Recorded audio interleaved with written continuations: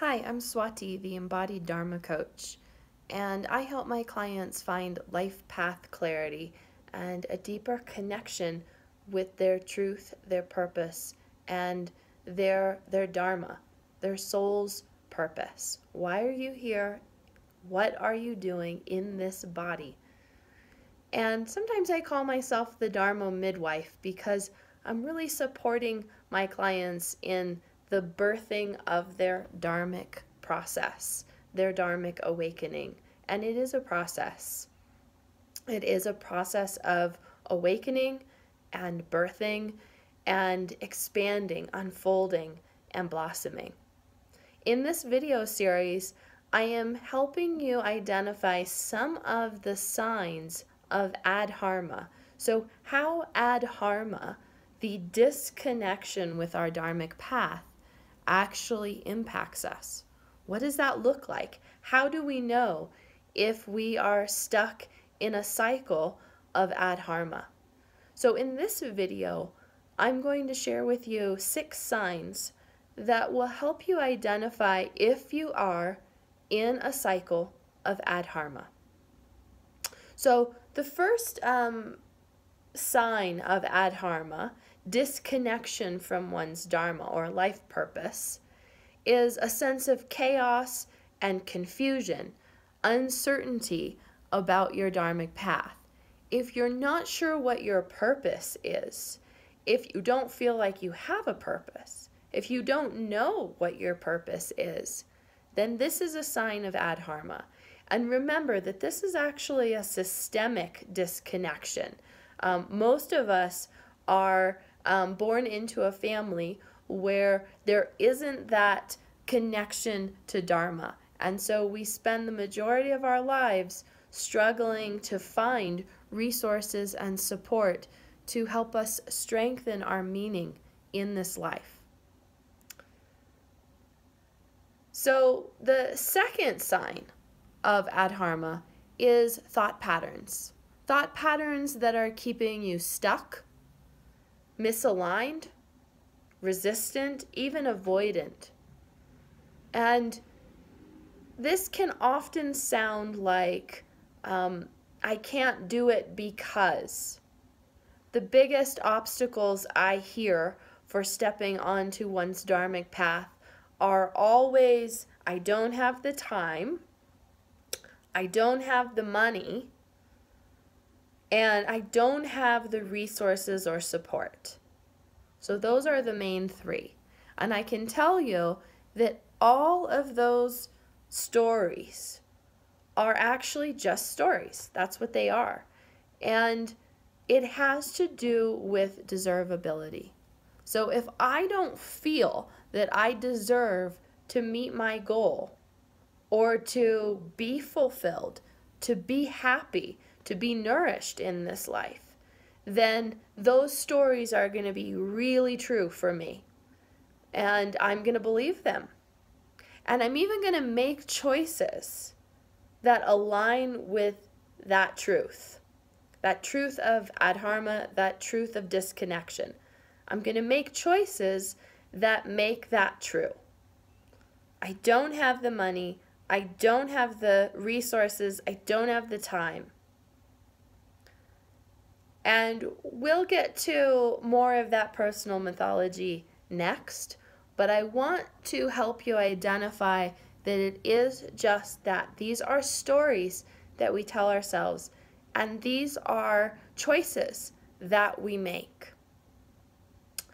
Now, the third identifying factor for Adharma is behaviors and choices that are sabotaging your alignment with your soul's purpose.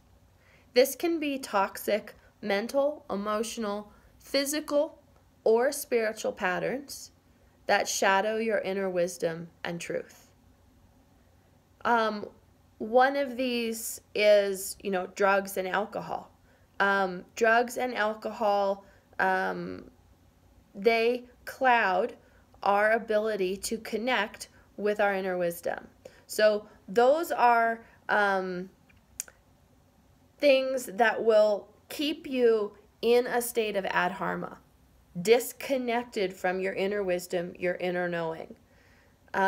It can even be certain foods. It can be, lifestyle choices, relationships, environments that you go into or that you're living in. It can be choices like routine and when you go to bed. Do you get enough rest? These can all be ways that we sabotage or disconnect from our ability to resource from our inner wisdom. And remember, this can impact you emotionally, physically, spiritually, and mentally.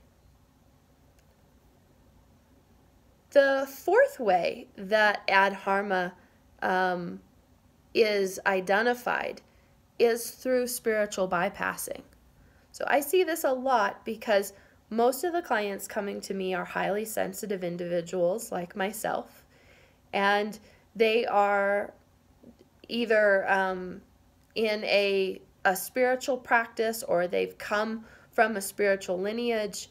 They have a pretty strong practice. Not everyone, but a lot of people have a strong spiritual practice and a connection to their spiritual body. What can happen with spiritual bypassing is that we avoid challenges and hardships, struggle, pain, our grief, and just kind of gloss over it and put on, the happy face and push it under the rug. And this avoidant behavior, this resistance to looking at our shadows and working with our shadows rather than bypassing them, is extremely detrimental to understanding the blockages that are keeping you from your Dharmic path. So if you're not willing to go into the shadow, then you're not going to get very far on your Dharmic path. So look for messages and inner dialogue like, well, it wasn't meant to be, so I guess, I don't have to take the action steps or do the work because it wasn't the right thing.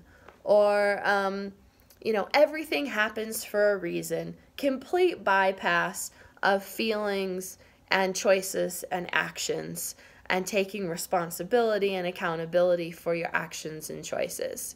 And the other is the complacency of, I'll just hand it over to God, or I'll let Spirit take care of it for me. And again, taking no accountability for your own choices, your own actions, your own needs, your own feelings, and even the dark matter that lives underneath that bypass. The next way to identify adharma is if you're getting stuck in repeated cycles of loss, failure, challenge, and hardship without any clear transformation and change. So a lot of times this looks like I take 2 steps forward and 1 step back. So I feel like I'm constantly staying in the same place and never really making any progress.